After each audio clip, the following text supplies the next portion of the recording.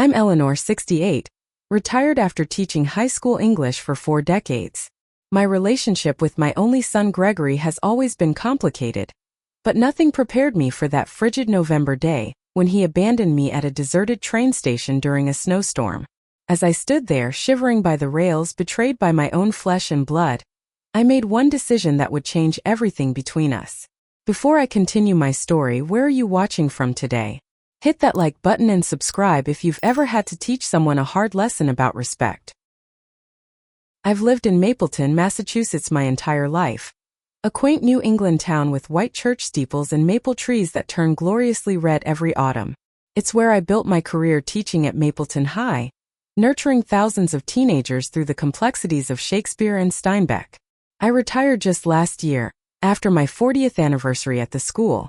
The faculty threw me a beautiful party in the gymnasium with punch and a cake decorated like my favorite book, To Kill a Mockingbird. My late husband Harold and I purchased our little colonial house on Elm Street when we first married. We planned to fill it with children, but Gregory was our only one. Harold was a kind man who worked at the local bank, but our marriage ended early. He fell in love with his assistant when Gregory was just 7. The divorce was amicable enough, but it left me raising our son alone on a teacher's salary. Harold moved to Florida with his new wife but sent child support regularly. He wasn't very present in Gregory's life, calling on birthdays and holidays, sending occasional gifts. When Gregory graduated from high school, Harold came up for the ceremony. I remember how awkward it felt, standing on opposite sides of our son in photos, fragments of what was once a family. I sacrificed everything for Gregory. I took second jobs tutoring in the summers and evenings to save for his college fund. I drove my old Volvo until it practically disintegrated rather than taking on a car payment. My clothes came from clearance racks, and vacations were camping trips to nearby state parks. But Gregory never wanted for anything important. He had music lessons, soccer equipment, SAT prep courses, whatever would help him succeed. All those sacrifices paid off when Gregory was accepted to Harvard. I remortgaged the house to help with tuition, even though he had a partial scholarship. Later, when he decided on law school, I dipped into my retirement savings. I was so proud watching him graduate with his law degree, thinking all the struggles had been worthwhile. Harold passed away 5 years ago from a sudden heart attack. Despite our divorce, we'd maintained a cordial relationship, co-parenting as best we could across the distance. He left a substantial insurance policy and investment portfolio that was split between Gregory and me. Harold had always been smart with money, and his second marriage to a wealthy woman had allowed him to build significant assets. The inheritance gave me financial security for the first time in my life. Gregory built an impressive career at a prestigious Boston law firm specializing in corporate law. He married Stephanie, a real estate agent from a wealthy Boston family, 3 years ago. I attended their lavish wedding at the Four Seasons Hotel, feeling somewhat out of place among the well-heeled guests. Still, I was happy for my son. Stephanie was beautiful and sophisticated, if a bit cool toward me. After their marriage, our relationship began to change. Gregory's calls became less frequent, his visits to Mapleton rare. When I'd suggest coming to Boston to see them, there was always some reason why the timing wasn't good. I told myself they were busy building their lives together. That's what children do. They grow up and away from their parents. It's natural if painful. My health hasn't been the best lately. Arthritis has settled into my hands and knees, making the New England winters particularly difficult. My doctor has also been monitoring some heart irregularities, nothing severe yet, but concerning enough that she's prescribed medication and regular checkups. So when Gregory called in early November to invite me for Thanksgiving, I was overjoyed. Perhaps he'd sensed my loneliness, or maybe the holiday spirit had reminded him of family. Whatever the reason, I accepted immediately, packing my nicest clothes and even buying a small gift for Stephanie. A silk scarf I could barely afford but thought would suit her. I boarded the train to Boston with hope in my heart, looking forward to reconnecting with my son, perhaps building a bridge to his wife as well. The snow had just started to fall as the train pulled out of Mapleton Station. I watched the familiar landscape disappear into white, feeling that this Thanksgiving might mark a new beginning for us all. Gregory and Stephanie's condo took my breath away. Located in one of Boston's most expensive neighborhoods, it occupied the entire top floor of a renovated historic building.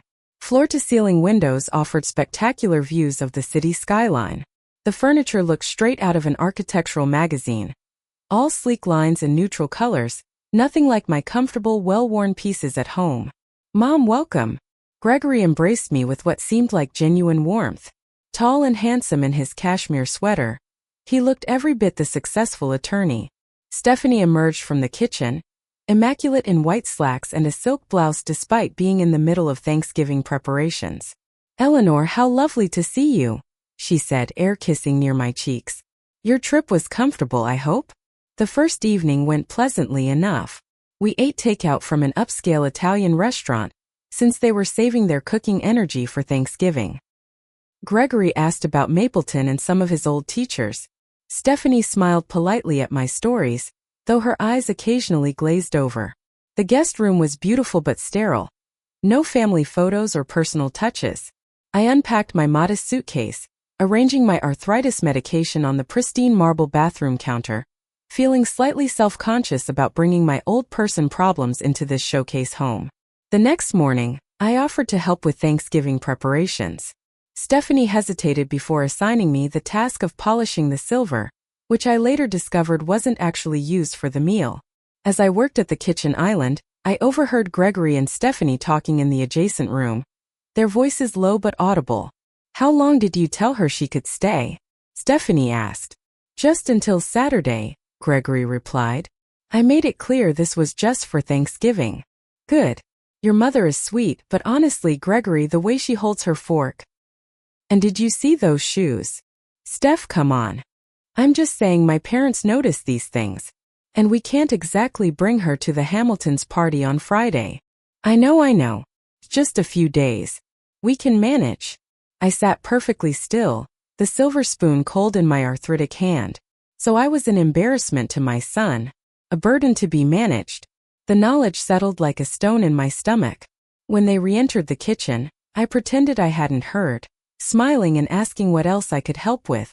Stephanie exchanged a look with Gregory before suggesting I might want to rest before the guests arrived. Thanksgiving dinner was a performance of wealth and status.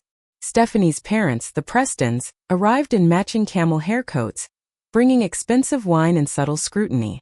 Mrs. Preston looked at my best dress, a simple navy blue number I'd worn to school functions for years, with the same expression one might use for an interesting insect specimen. "Eleanor teaches high school, is that right?" she asked during dinner, though Gregory had already mentioned my career. "Taught," I corrected gently. "I'm retired now." "How nice," she replied without interest, turning to discuss a recent gallery opening with Stephanie. Throughout the meal, I felt increasingly invisible. Conversations swirled around Boston society events, people I didn't know, vacations to places I'd never visit. Gregory occasionally tried to include me, but would quickly be pulled back into the Prestons' orbit. After dinner, while helping to clear dishes despite Stephanie's insistence that the cleaning service would handle it, I accidentally knocked over a crystal wine glass. It shattered against the hardwood floor. "Oh, Mom," Gregory sighed, as though I'd confirmed some failing he'd been hoping to hide. "I'm so sorry," I said, bending painfully to pick up the pieces. "Please, Eleanor, just leave it," Stephanie said, her smile tight. "You'll cut yourself." I retreated to my room early, claiming fatigue. In reality, I needed escape from the constant reminders that I didn't belong in my son's new life. The next morning, looking for an extra blanket in the guest room closet, I discovered a stack of financial documents that had been hastily shoved inside. Normally I would never pry, but a familiar name caught my eye. Mine. Curious and concerned, I examined the papers. They were printouts of my bank accounts, investment portfolio, insurance policies, and the trust Harold had established. Notes in Gregory's handwriting highlighted specific amounts and dates. One note particularly stood out. Access at 40 February, with several dollar amounts circled. My hands trembled. Gregory's 40th birthday was in February, when he would gain access to the trust fund Harold had set up for him, with me as trustee until that date. Next to these figures were notes about a property in Nantucket, and what appeared to be calculations for investment in some kind of business venture. When Gregory found me with the papers an hour later, His face darkened. "What are you doing with those?" he demanded, snatching them from my hands. "I was looking for a blanket," I explained. "Gregory, why do you have all this information about my finances?" "It's not what you think, Mom. I've been concerned about your retirement planning. As your son and an attorney, I wanted to make sure everything's in order. By checking how much is in my accounts. And what does this property in Nantucket have to do with my retirement?" "That's personal, just an investment I'm considering," he said dismissively. "Look, I was going to talk to you about setting up better financial management for you. You're getting older, and these things get complicated." I taught literature long enough to recognize a poorly constructed narrative. My son was lying to me, and not very skillfully, but I nodded, pretending to accept his explanation. Something told me to keep my suspicions quiet for now. That evening, Gregory and Stephanie attended a dinner party, leaving me alone in their condo. I took the opportunity to call my oldest friend, Mildred, back in Mapleton. "They've made me feel like an unwelcome guest," I confided. "And I found these financial documents." "Eleanor," Mildred said seriously, "this doesn't sound right. Be careful." Her concern echoed my own growing uneasiness.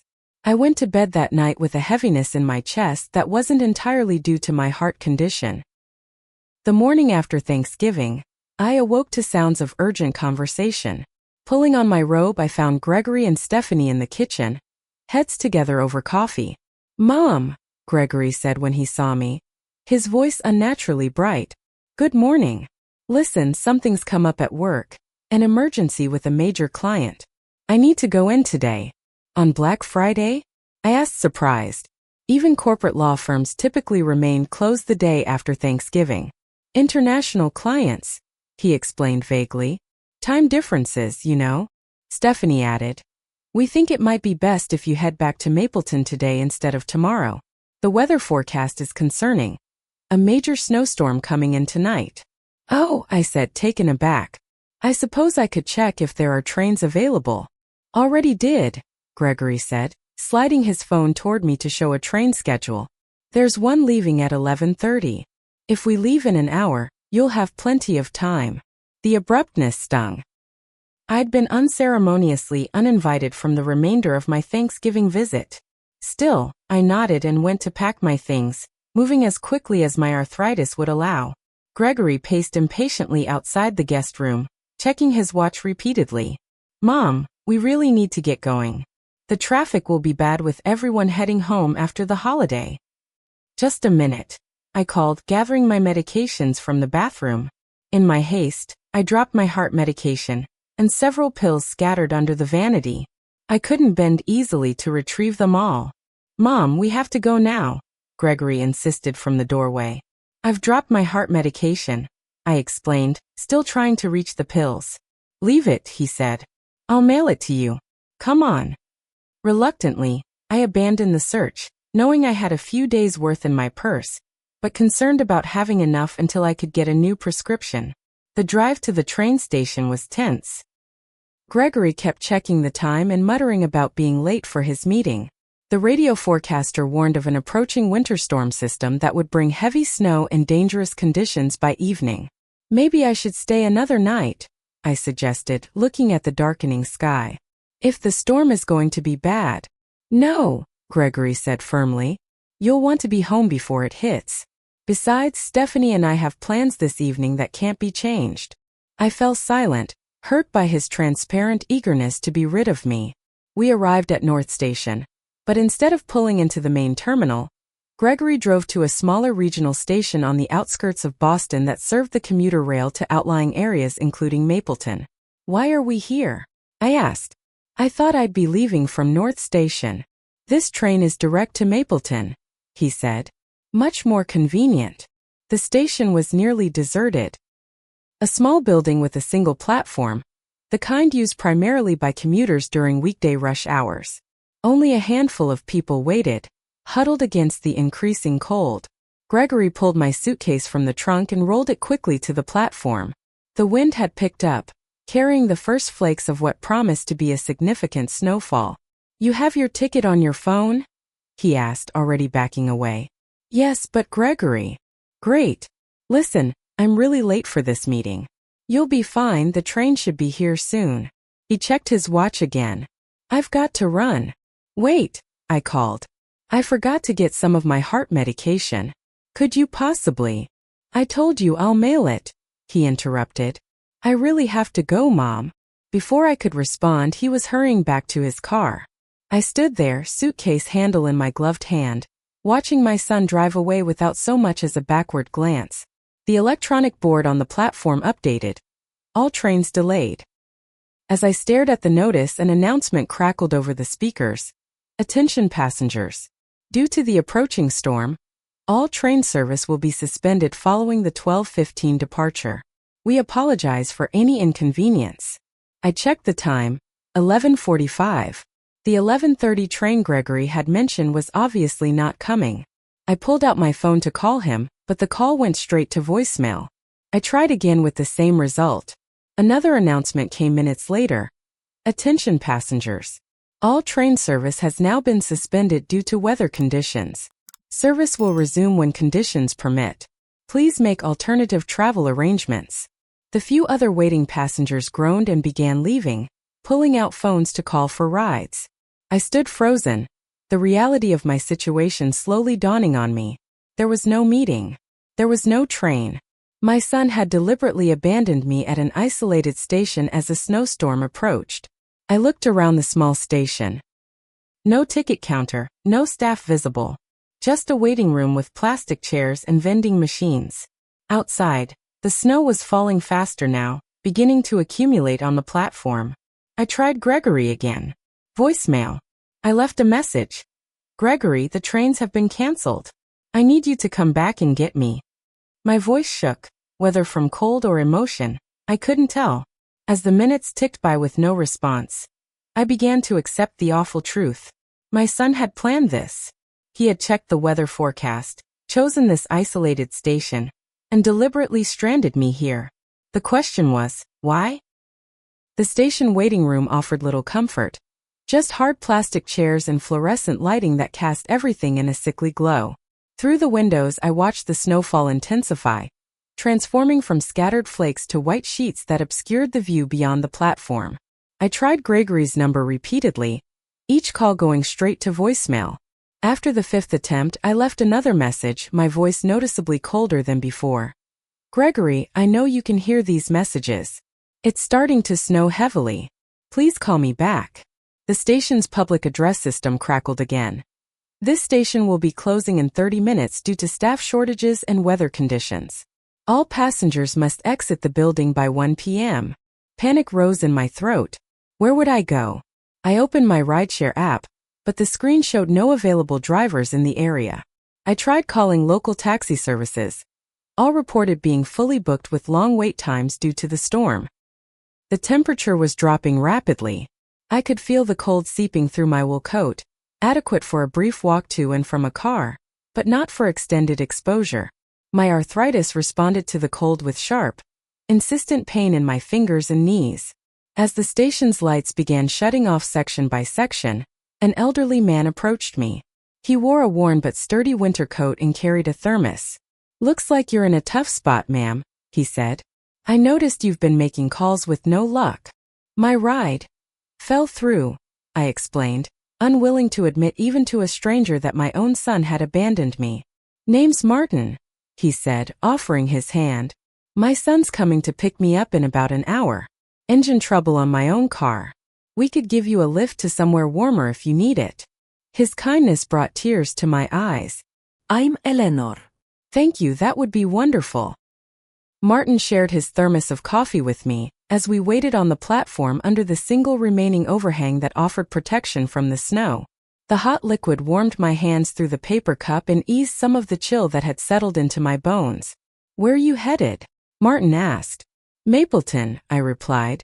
I was visiting my son in Boston for Thanksgiving. Nice town, Mapleton. My sister lived there years back. He looked at me curiously. Your son couldn't drive you home? He had an emergency at work, I said, the lie tasting bitter on my tongue. Martin nodded, though his expression suggested he wasn't convinced. Family can be complicated, he offered diplomatically. As we waited, I found myself telling this kind stranger more than I'd intended. About my teaching career, about raising Gregory alone, about the uncomfortable Thanksgiving visit. I didn't mention finding the financial documents or being deliberately stranded, but Martin was perceptive. Sometimes the people we sacrifice the most for appreciate it the least, he said quietly. Been there with my oldest. Took some hard lessons before we found our way back to each other. His words echoed in my mind as I gazed out at the thickening snow. All those years of sacrifice, the second jobs, the remortgaged house, the delayed retirement, flashed before me.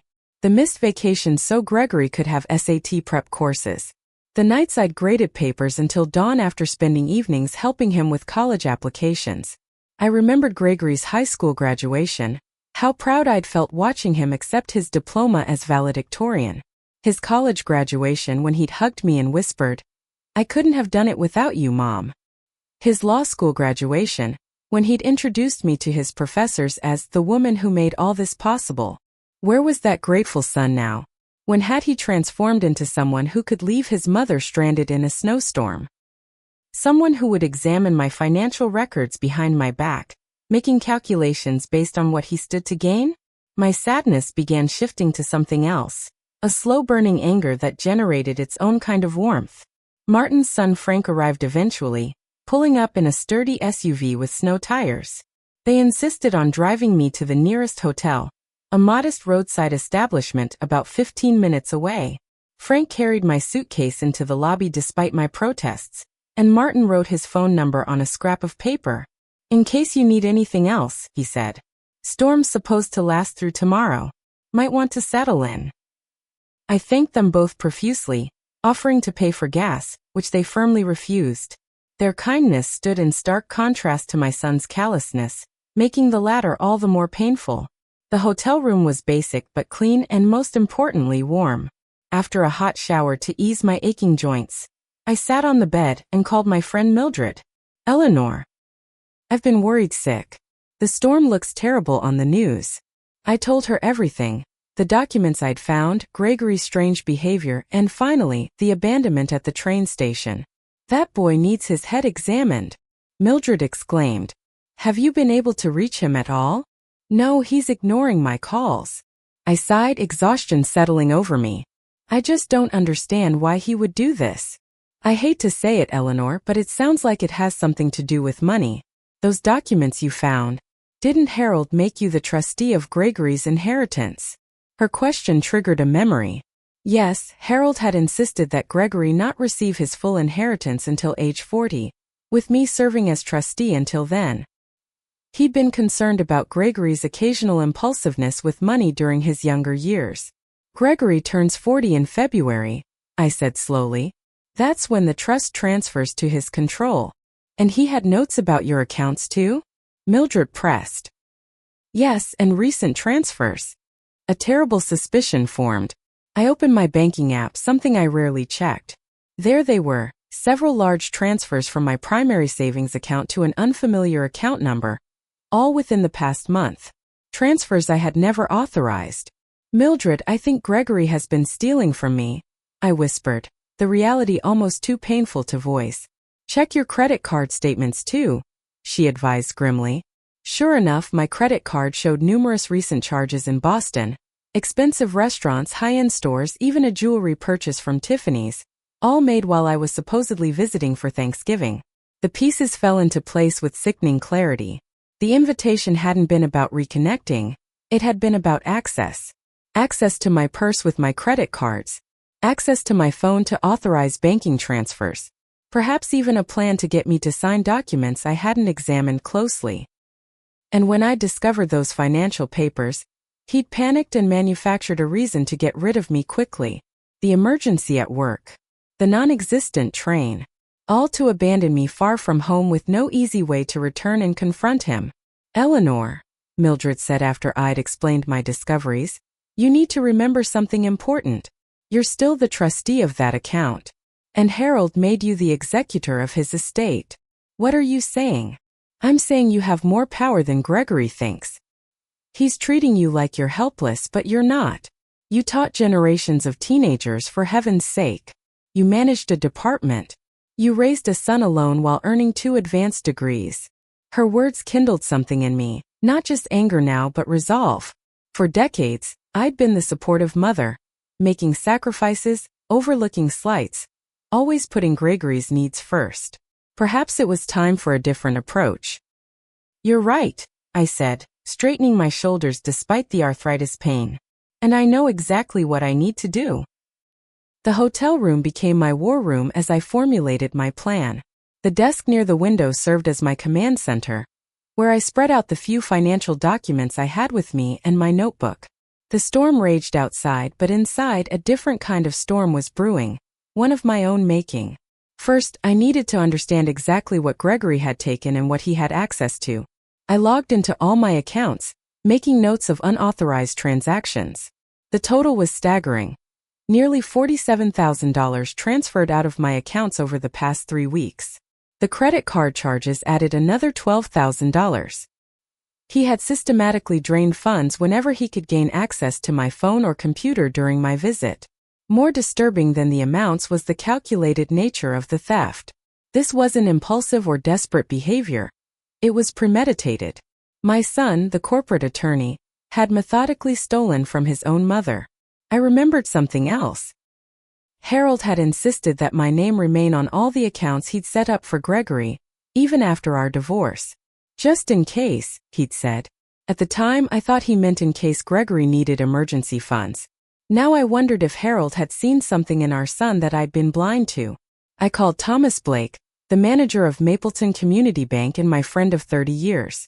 Despite it being the day after Thanksgiving, he answered on the second ring. Eleanor, are you all right? Where are you? News travels fast in small towns. I'm at a hotel near Lakeville. Got stranded by the storm, I said, not ready to explain the full situation. Thomas, I need your help with something urgent. Of course, anything. I need to know what options I have regarding the trust Harold set up for Gregory, and I need to secure my own accounts immediately. There was a pause.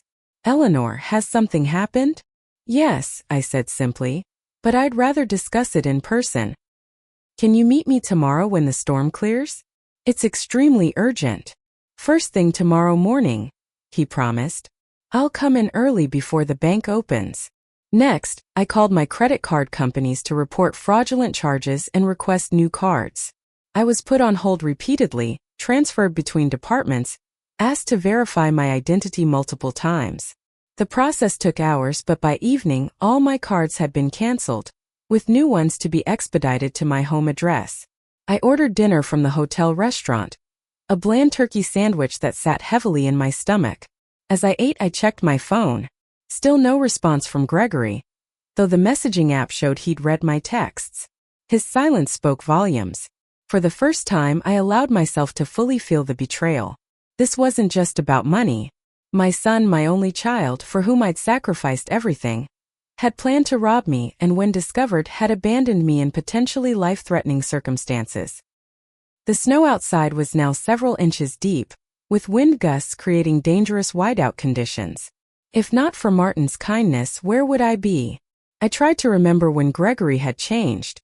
Had there always been this callousness beneath the surface, or had success and Stephanie's influence transformed him? Had I somehow failed as a mother to instill basic decency?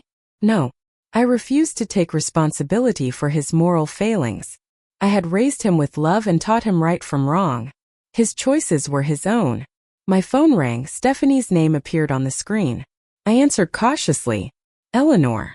Her voice sounded strained. Is Gregory with you? The question was so unexpected I laughed. A short, bitter sound.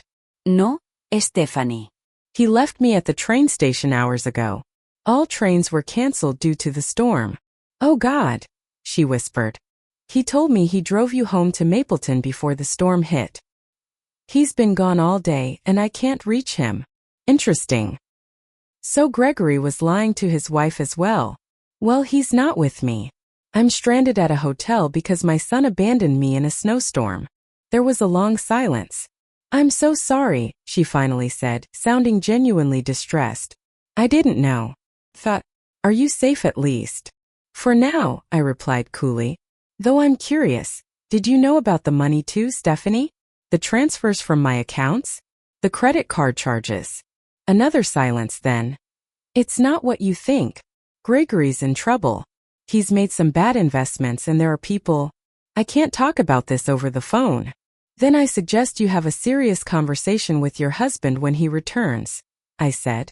And Stephanie? Tell him not to contact me until he's prepared to explain himself. I hung up, my hand shaking slightly. So there was more to the story, Gregory in some kind of financial trouble, possibly dangerous people involved. It didn't excuse his actions, but it added another dimension to consider. That night, I slept fitfully, waking often to the howling wind and my own troubled thoughts.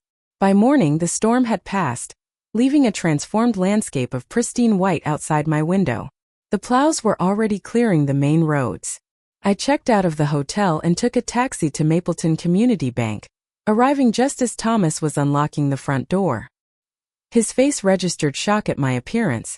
I hadn't slept well, and the emotional toll of the past days showed. "Eleanor, come in," he said, ushering me to his private office. "Tell me everything." And so I did. The financial documents I discovered, the unauthorized transfers, being abandoned at the train station, everything except Stephanie's cryptic call. Thomas listened without interrupting, his expression growing increasingly grave. When I finished, he nodded slowly. "I've known you and Harold for decades. I never would have thought Gregory capable of this." He pulled out a folder from his desk.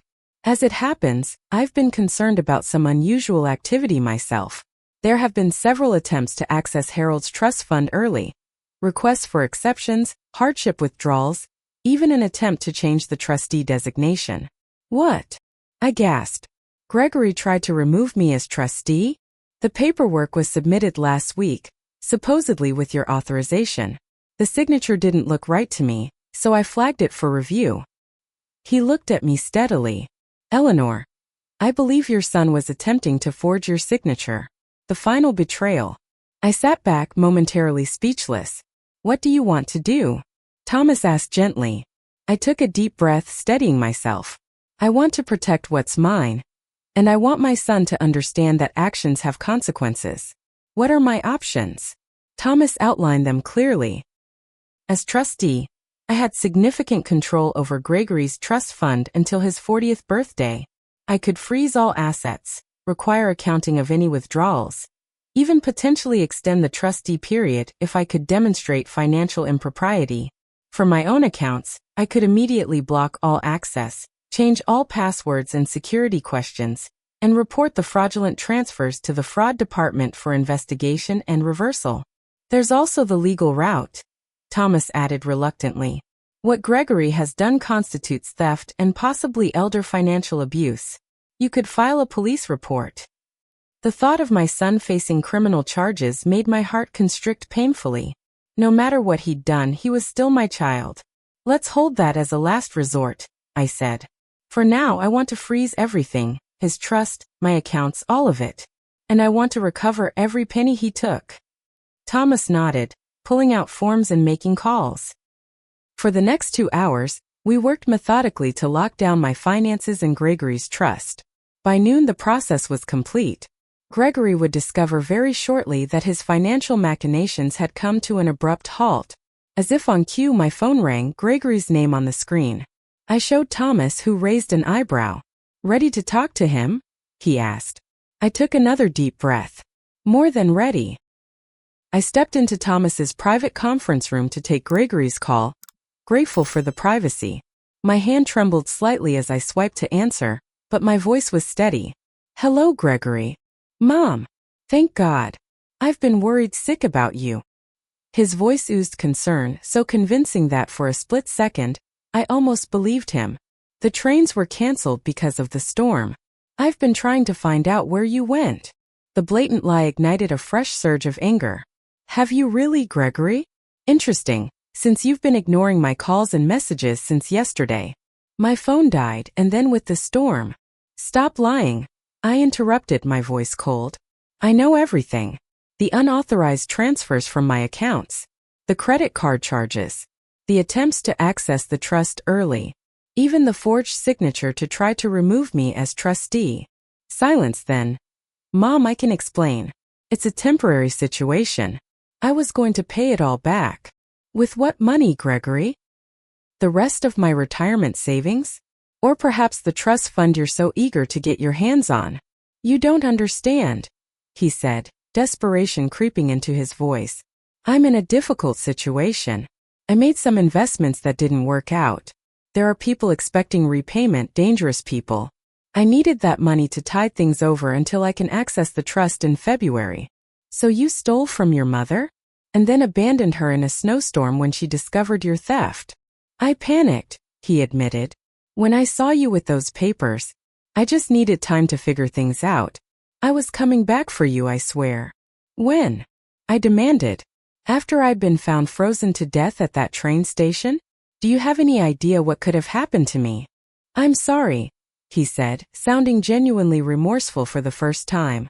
I made a terrible mistake. But Mom, I'm in real trouble here. If I don't get this money. You should have thought of that before you decided to steal from me, I cut in. I've frozen everything, Gregory. Your trust fund, my accounts, all of it. The credit card charges have been reported as fraud, and the bank is investigating the unauthorized transfers. You what? His voice rose in panic. Mom, you can't do that. You don't understand what these people will do. I understand perfectly well that my son, a licensed attorney, committed theft and fraud against his own mother. I understand that you were willing to leave me stranded in dangerous conditions to cover your tracks. What I don't understand is how you became someone who would do these things. Please, he begged, his voice cracking. Just unfreeze the accounts for now. We can work this out. I'll pay back every penny, I promise. No, I said firmly. Not this time. For your entire life I've cleaned up your messes, made excuses for you, sacrificed for you.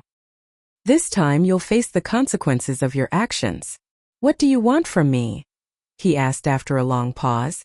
The truth, for starters. The complete truth. Not just about the money, but about why you thought it was acceptable to treat me this way. And then we'll discuss how you're going to make amends. When? I'll be in Boston on Monday. 10 a.m. at the Starbucks on Boylston Street. Public, so we both feel safe. Come alone, and bring all the documentation of exactly what you've done with my money. If you're not there, my next call will be to the police. I hung up before he could respond, my heart pounding. I'd never spoken to my son that way before, never had to. Setting boundaries with him felt both terrible and necessary, like lancing a painful wound. Thomas was waiting outside the conference room. How did it go? As well as could be expected, I replied. He's in some kind of financial trouble, possibly dangerous. He's desperate. All the more reason to protect your assets, Thomas said firmly. Eleanor, what Gregory has done isn't just wrong, it's illegal. He could face serious charges. I know, I sighed. But he's still my son. I want to understand what's happened before I decide what to do next. Thomas nodded sympathetically. We've secured everything for now. The trust is completely frozen. Gregory can't access a penny without your explicit approval. We've flagged all your accounts for fraud protection and changed all security protocols. The unauthorized transfers have been reported to the fraud department, who should be able to reverse most of them. Thank you, Thomas. I don't know what I would have done without your help. Harold was my friend, he said simply. And so are you. Now let's get you home safely. Thomas insisted on driving me himself, unwilling to trust my safety to a taxi after what had happened. The roads were still partially snow-covered but passable.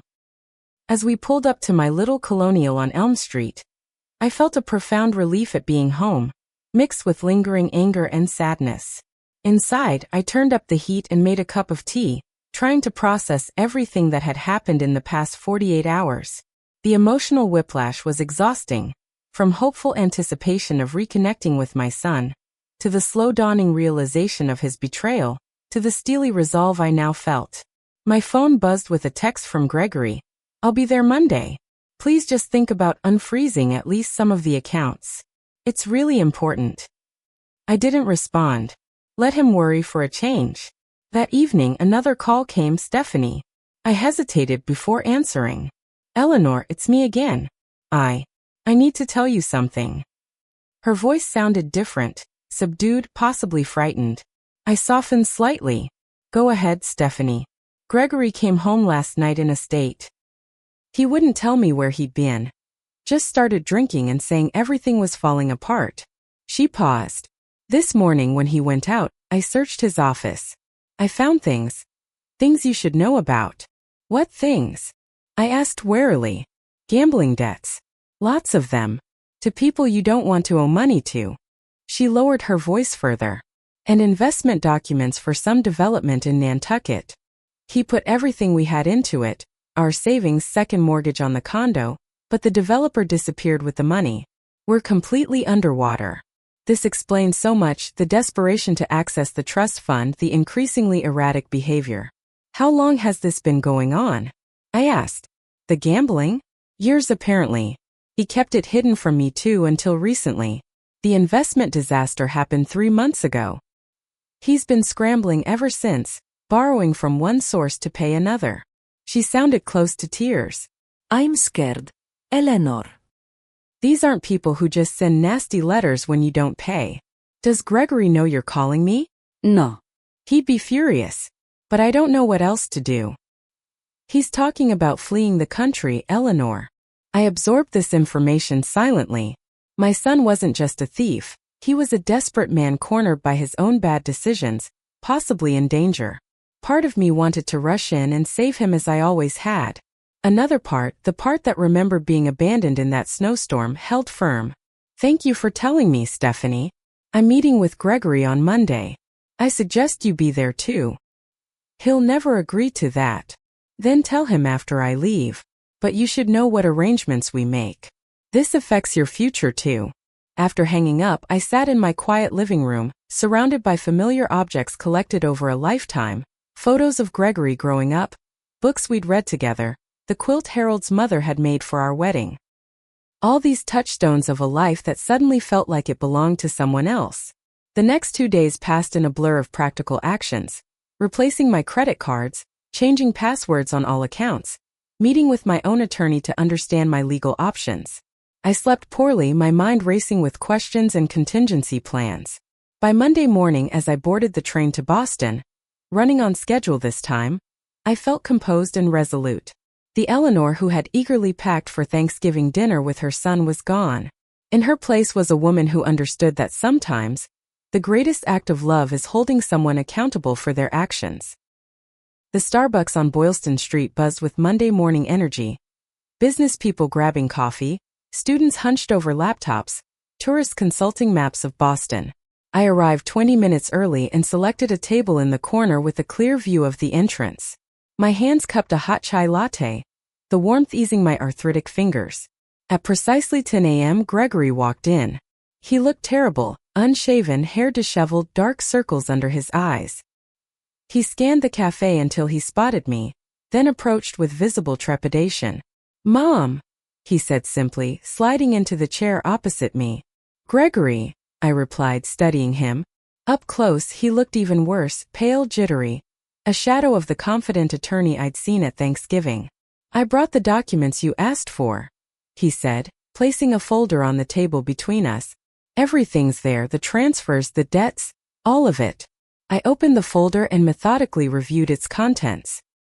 The picture it painted was even more alarming than Stephanie had suggested. Gregory had accumulated gambling debts exceeding $200,000 to various entities, some with names that sounded distinctly like organized crime fronts. The failed Nantucket investment had cost him another $350,000. He'd been borrowing increasingly large sums at exorbitant interest rates, using his expected trust fund access as collateral. "These people think I'm getting access to over $1 million in February," he explained, voice low. "I've been promising them payment for months. When you froze everything."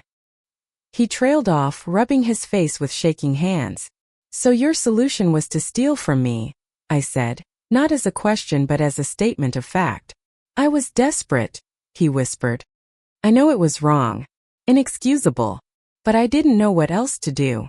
And leaving me stranded at that train station? Was that desperation too, or just cruelty?" He flinched. I panicked. "When I saw you with those papers, I knew you'd discovered what I'd done. I thought if I could just get you away by some time. I wasn't thinking clearly. He looked up, eyes hollow. I drove back 3 hours later, but you were already gone. A kind stranger helped me, I said. Martin. A man who owed me nothing showed more concern for my welfare than my own son. Gregory lowered his head. I have no excuse. No, you don't. I closed the folder. But what I still don't understand is why. Why risk everything? Your career, your freedom, our relationship, for gambling and risky investments? I don't know, he admitted. It started small, just poker games with clients. Then sports betting. It was exciting, made me feel alive. When I won, I felt invincible. When I lost, I was sure the next bet would turn things around. He swallowed hard. It's an addiction, Mom. I see that now. I've been lying to myself for years, thinking I had it under control. And Stephanie? Does she know everything? She knows now. She found my hidden files last week. It's been difficult. I thought of her call, her fear. I imagine it has. A heavy silence fell between us, punctuated by the espresso machine's hiss and the ambient chatter of other customers. People with normal problems, normal lives. Finally, I spoke. Here's what's going to happen, Gregory. I've consulted with my attorney and made some decisions. He straightened, bracing himself. First, I'm not going to press criminal charges for now. That's not because you don't deserve it, but because it wouldn't solve the immediate problem. Relief flashed across his face. Second, I'm extending my role as trustee of your inheritance indefinitely. You can't do that, he protested. The terms include provisions for demonstrated financial irresponsibility, I interrupted. Your father was smarter than both of us, it seems. He anticipated something like this might happen. Gregory fell silent, defeated. Third, I'm arranging for the trust to pay your legitimate debts, the mortgage, credit cards, bank loans. Not the gambling debts. Those you'll need to negotiate settlements for, which my attorney will help with. Mom, these aren't people who accept settlements. Then you'll need to be very persuasive, I said firmly. Fourth, you will immediately enter treatment for gambling addiction. I've researched programs and there's an excellent one in Vermont. 3 months inpatient followed by ongoing therapy. The trust will cover those costs. 3 months? I can't just leave my job for. You'll lose more than your job if you don't address this addiction, Gregory. You'll lose everything. I leaned forward. Which brings me to my final condition. Complete transparency from now on. Financial, personal, everything. You will provide monthly statements of all accounts to both me and the trust administrator. You will attend weekly therapy sessions and family counseling with me and Stephanie. Any violation, any new debt, any evidence of gambling, and I will revoke all support and press charges for the theft you've already committed. He stared at me, clearly shocked by my resolve. You've really thought this through. I had plenty of time to think, sitting in that hotel room during the storm you abandoned me in. I replied evenly. Gregory winced. I deserve that. Yes, you do. But this isn't about punishment, Gregory. It's about healing, yours and ours. What you did was unforgivable. And yet, because you're my son, I'm choosing to work toward forgiveness anyway. Not for your sake, but for mine. I won't carry the bitterness of your betrayal for the rest of my life. Tears filled his eyes. I don't deserve another chance. Probably not, I agreed. But you're getting one anyway. What you do with it is up to you. We talked for another hour, outlining practical steps, timelines, expectations. Throughout our conversation, I maintained a calm, businesslike demeanor, though inside my heart ached for all that had been lost between us. The trust, the easy affection, the assumption of love's unconditional nature. As we prepared to leave, Gregory asked hesitantly, "Do you think we can ever get back to how we were before? Will you ever trust me again?" I considered this carefully. We can never go back, Gregory. That relationship is gone. But perhaps with time and genuine effort, we can build something new. Something more honest, with proper boundaries and mutual respect. He nodded slowly. I'd like that. So would I admitted. But it will take more than words. It will take consistent actions over time. We parted with an awkward hug. Nothing like the warm embraces we'd once shared, but a tentative step nonetheless. In the months that followed, Gregory kept his word. He completed the inpatient program and continued with therapy. Stephanie joined him in couples counseling, working to rebuild their marriage on more honest terms. My attorney successfully negotiated settlements for his gambling debts, though it depleted a significant portion of the trust. Slowly, cautiously, we began reconstructing our relationship.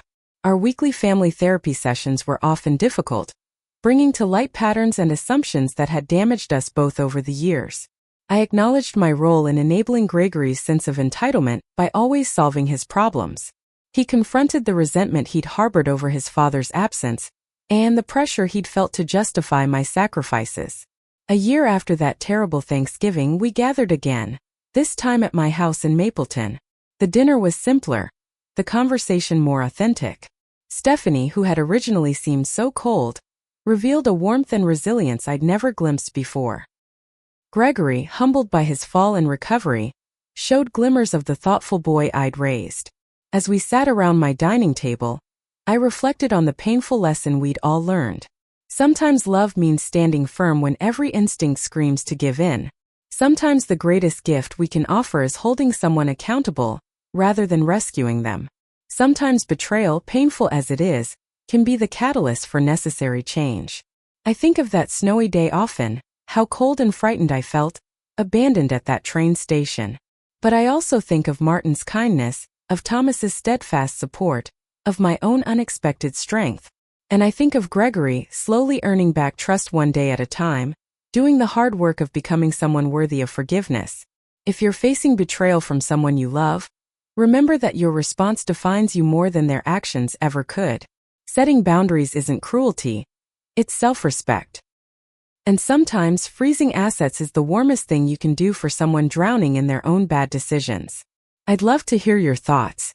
Have you ever had to set difficult boundaries with family members? How did you balance love with accountability? Share your experiences in the comments below. And don't forget to like and subscribe if my story resonated with you.